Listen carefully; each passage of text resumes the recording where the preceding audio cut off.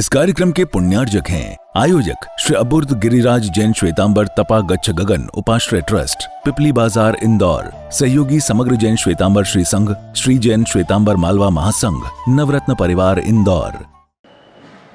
आपके लिए होम हवन करावे क्या वो गुरु? आपकी जन्म कुंडली को देखे वो गुरु? आपको तंत्र मंत्र यंत्र के माध्यम से आपके दुखों को दूर करने की कोशिश करे वो गुरु? ऐसे गुरुओं की तो इस दुनिया में कोई कमी नहीं है। आप रास्ते चलते हुए निकलेंगे, अनेक तोतों को लिए हुए कई गुरु घंटालों की लाइन खड़ी होगी। कई निर्मल बाबा आपको दिखाई देंगे कि वो समोसे की दुकान के अंदर से वो समोसा लेके आना, कृपा वहीं रुकी हुई है। जैन शास्त्र उन गुरुओं की बात नहीं कर रहा है। जैन गुरु उन गुरुओं की बात कर रहा है जिन्होंने अपने स्वयं को पहले जीतने का प्रयास किया है। सर्वप्रथम अपने स्वयं को सुधारने का प्रयास किया है। जो व्यक्ति स्वयं सुधर नहीं सकता, उसे कोई अधिकार नहीं है औरों को सुधारने का वो प्रयास करे। आप स्वयं सिगरेट पी रहे हैं और अपने बेटे से अगर आप कहेंगे कि सिगरेट बंद कर दे, तो वो उपदेश कभी भी लागू नहीं होगा। इस सृष्टि के अंदर, इस संसार के अंदर एक जैन गुरु ऐसे हैं जो कच्चे पानी का स्पर्श नहीं करते, जो अग्नि को जलाते नहीं, जो गाड़ियों के अंदर बैठते नहीं, जो नित्य स्नान करते नहीं, जो किसी भी प्रकार की परिस्थिति के अंदर अपने वस्त्रों के अंदर बदलाव करते नहीं, चाहे जो परिस्थितियां बन जाए, लेकिन रात को एक पानी का बूंद वो लेते नहीं, रात्रि को खाते नहीं, वो सिगरेट पीते नहीं, वो तंबाकू खाते नहीं, वो व्यसन करते नहीं। ऐसे महान गुरु परंपरा श्रमण भगवान महावीर स्वामी से चली आ रही। आज उस श्रमण परंपरा को मैं नमन करता हूं। हम सब मिलकर नमन करते हैं उन गुरु गौतम स्वामी को नमन करते हैं जिन्होंने 50 वर्ष की आयु में दीक्षा ली, लेकिन एक बच्चे की तरह स्वयं का अगाध ज्ञान होने के बाद भी वो हर चीज पूछ करके करते थे। भगवान महावीर स्वामी को पूछ के करते थे। हम उस महावीर को नमन करते हैं। हम सुधर्मा स्वामी जी को नमन करते हैं। ये जो पाठ, जिस पाठ पर आपने हमें बिठाया है, ये हमारी गद्दी नहीं है। ये पाठ किसकी है बोलो? आवाज निकालो, किसकी ये पाठ? यहां पर बैठा हुआ हर शख्स वो सुधर्मा स्वामी का प्रतिनिधि है। मैं अपने मन से बोल नहीं सकता हूं। जो कुछ भी बोलूंगा वो उस महान परंपरा की प्रतिनिधित्व की हैसियत से बोलूंगा। ये पाठ अगर किसी की है तो वो सुधर्मा स्वामी की है। आइए हम सब मिल करके उन सुधर्मा स्वामी को आज नमन वंदन करते हैं। गुरु पूर्णिमा का दिन है। एक आचार्य हुए हैं, आर्य रक्षित श्रीफल जी जिनका नाम है, हमारे मालवा के हैं, मंदसौर दशपुर के निवासी थे और मां की इच्छा को परिपूर्ण करने के लिए उन्होंने ये दीक्षा ग्रहण की थी। उनकी इच्छा दीक्षा की नहीं थी। काशी पढ़ने के बाद जब मां के पास आए, मां रो रही थी। राजा ने बहुमान किया, सम्मान किया, लेकिन माता प्रसन्न नहीं थी। माता से उन्होंने पूछा कि मां, तू क्यों प्रसन्न नहीं है, तू क्यों नाराज है? मां ने कहा, तूने जो ये शिक्षा ग्रहण करी है ये शायद पेट भरने की शिक्षा है, मोक्ष में जाने की शिक्षा नहीं है। मां तू आदेश कर, क्या पढ़ाई करूं? मां ने कहा कि दृष्टिवाद नाम का आगम है, उस आगम का तू अभ्यास कर। कौन पढ़ाएगा? तेरे मामा तोफली पुत्र आचार्य, उनके पास जा, दीक्षा ले। आर्य रक्षित गया, कहा कि दृष्टिवाद पढ़ना है, बोले दीक्षा लेनी पड़ी, बोले जो कर रहा हो कर लो, मुझे मेरी मां की इच्छा पूरी करनी है। धन्य वो आर्य रक्षित पुरी जिन्होंने अपनी माता को प्रसन्न करने के लिए संयम का स्वीकार किया। हमारे मालवा का एक महान आचार्य आर्य रक्षित सुरफर जी, आइए हम उनको मथेण वंदामी करते हैं, नमन करते हैं। बोलो मथेण वंदामी, मथेण वंदामी। एक महान आचार्य हुए, वज्र स्वामी उनका नाम था।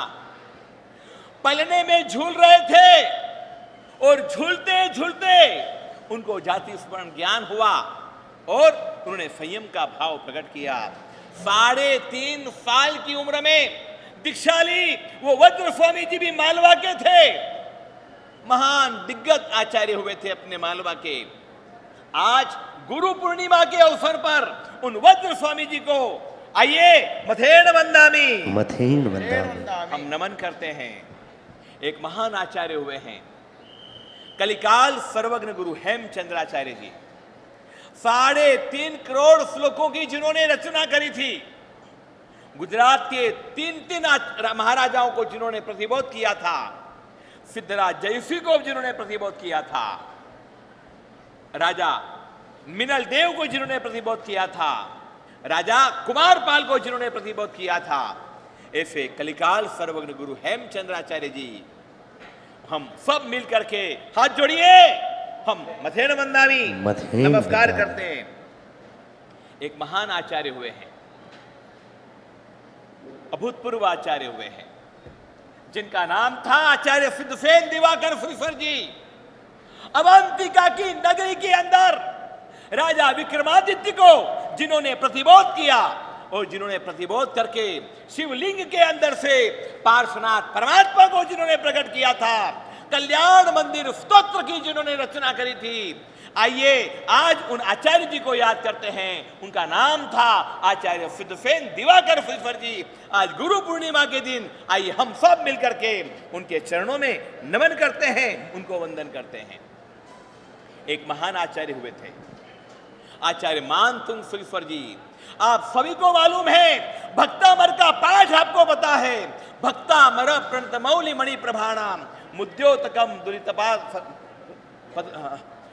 भक्तामर प्रणतमौलि मणि प्रभाणाम मुद्योतकम दलित पापतमो वितानम सम्यक प्रणम्य जिनपाद युगम युगादाम वालंबनम भव जले पतताम जिनानाम। 44 गाथाओं की जिन्होंने रचना करी थी, भक्तामर स्तोत्र की 44 बेड़ियों का तोड़ना हुआ था। 44 काल कोठरियों को जिन्होंने अपनी शक्तियों से भेद करके जो प्रकट हुए थे, राजा भोज को प्रतिबोध करने वाले थे, वो आचार्य का नाम था महाराजा मानतुंग सुरफर जी। हम उनके चरणों में नमन करते हैं। एक महान आचार्य हुए हैं, जिन आचार्य का नाम है आचार्य देवगुप्त सुरफर जी, आचार्य धर्मगोप सुरफर जी, आचार्य सोम सुंदर सुरफर जी। ये सारे आचार्य, इन्होंने इन सारे आचार्यों ने बेथर शाह मंत्री को प्रतिबोध किया। इन्होंने अनेक जिनालयों का निर्माण करवाया। ऐसे आचार्य भगवंत के चरणों में हम नमन करते हैं। आचार्य देवगुप्त सुरी हमारे मालवा के थे, आचार्य धर्मगोप सुरफर जी हमारे मालवा के थे। धरणाशाह जिन्होंने राणकपुर का मंदिर बनवाया, उनके गुरु आचार्य सोम सुंदर सुरफर जी, वो भी हमारे मालवा के चित्तौड़ के थे। पुण्यशालियों, हम उनको नमन करते हैं। 1444 ग्रंथों की रचना करने वाले, 1444 ग्रंथों की रचना करने वाले महान विद्वान हरिभद्र आचार्य, पुरोहित हरिभद्र, जो बाद में आचार्य हरिभद्र सुरफर जी बने, उनके चरणों में भी हम वंदन करते हैं, हम नमन करते हैं। और अब हम आते हैं आचार्य आनंद सागर सुस्वर जी महाराजा के समय में। 45 आगम जो दिखाई दे रहे हैं, उन 45 आगमों की जिन्होंने रचना नहीं करी लेकिन जिन्होंने संकलन किया, ऐसे आगमोद्धारक आचार्य श्री आनंद सागर सुस्वर जी महाराजा के चरणों में हम नमन करते हैं। इस मालव देश का जिन्होंने उद्धार किया, रतलाम, इंदौर, उज्जैन आदि स्थानों में चतुर्मास करके जिन्होंने यहाँ के धर्म को जागृत करने का प्रयास किया, सिद्ध चक्र तीर्थ की स्थापना करी, और इन स्थापना करने वाले मालव देश के उद्धारक आचार्य श्री चंद्रसागर सुस्वर जी महाराजा के चरणों में हम नमन करते हैं। उनके बाद उनके ही शिष्य धर्म सागर जी महाराज, नौकार के महान आराधक अभय सागर जी महाराज, हम उनके चरणों में नमन करते हैं। और सदियों के बाद ये जितने भी आचार्य हुए, 450 साल पहले हुए आचार्य, 450 साल के बाद इस मालवा ने एक नरवीर को जन्म दिया। उनका नाम था आचार्य श्री नवरत्न सागर सुस्वर जी महाराजा। 450 साल के इतिहास के बाद में एक पुण्य पुरुष ने जन्म लिया, जिन्होंने हमारे मालवा की आन बान शान को बढ़ाया, मालवा के गौरव को बढ़ाया। उनके तप, उनके त्याग, उनका संयम, उनका चारित्र, आज ये जो कुछ भी कृपा बरस रही है वो उन गुरुदेव की कृपा बरस रही है।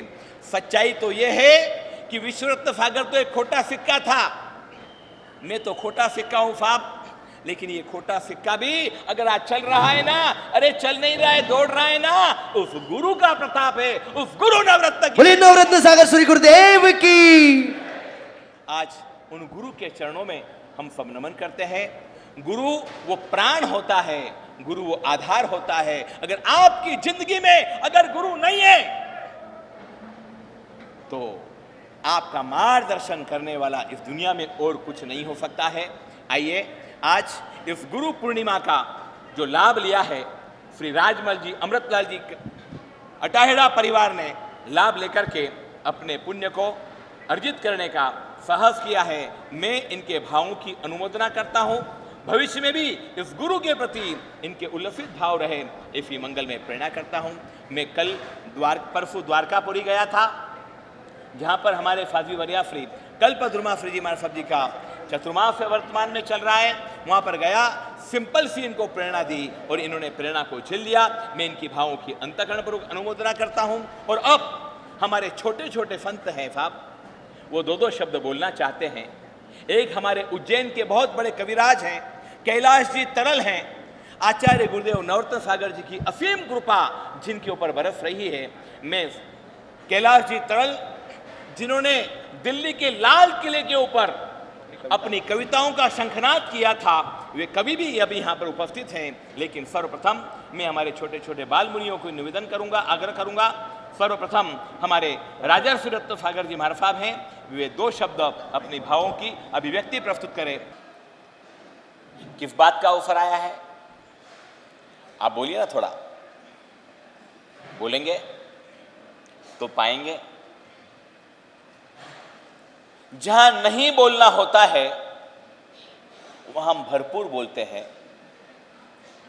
और जहां बोलने की बारी आती है वहां पर हम। मैं आपसे पूछना चाहता हूं, ये कौन सा अवसर आया है? बोलो। धर्म कमाने का अवसर आया है। पर्युषण पर्व की आराधना तक एक अद्भुत प्रवचन श्रृंखला यहां पर चलने जा रही है।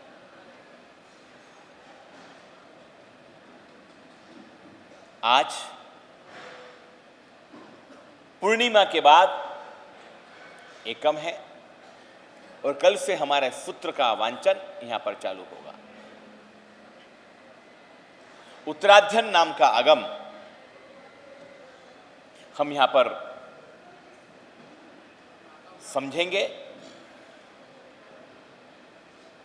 प्रवचन की जो गंगा जो सबको पवित्र बनाती है, और उसमें जुड़ने के लिए बहुत प्यार से आप सब पधारते हो। आप सभी का एक एक क्षण, एक एक पल बड़ा कीमती होता है। मुझे मालूम है जो जितने भी लोग यहां पर बैठे हुए हैं, जितनी माताएं यहां पर बैठी हुई है, वो कुछ एडजस्ट करके यहां पर आई हुई है।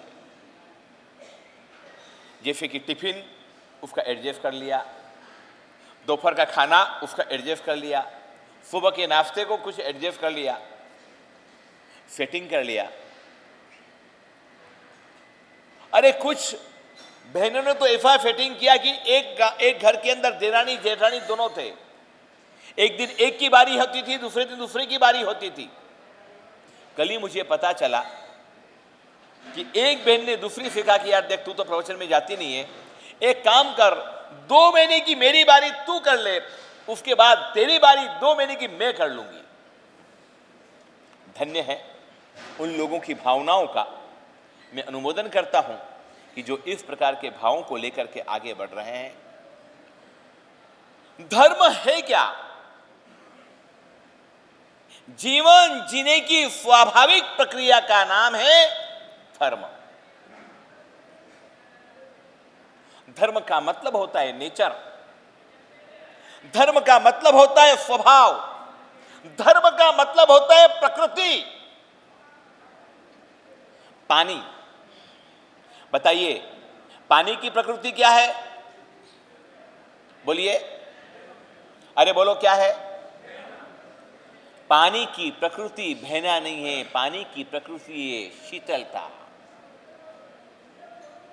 नेचुरल पानी वो ठंडा होता है।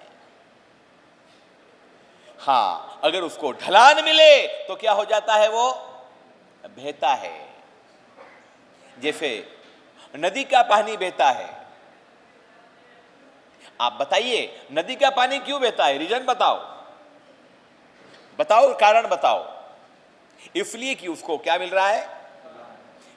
बहाव मिल रहा है, ढलान मिल रहा है। अगर ढलान न मिले तो पानी नहीं बहेगा, 100% नहीं बहेगा। लेकिन पानी की प्रकृति है स्थिर रहना। इस कार्यक्रम के पुण्यार्जक थे आयोजक श्री अबुर्द गिरिराज जैन श्वेतांबर तपा गच्छ गगन उपाश्रय ट्रस्ट, पिपली बाजार इंदौर। सहयोगी समग्र जैन श्वेतांबर श्री संघ, श्री जैन श्वेतांबर मालवा महासंघ, नवरत्न परिवार इंदौर।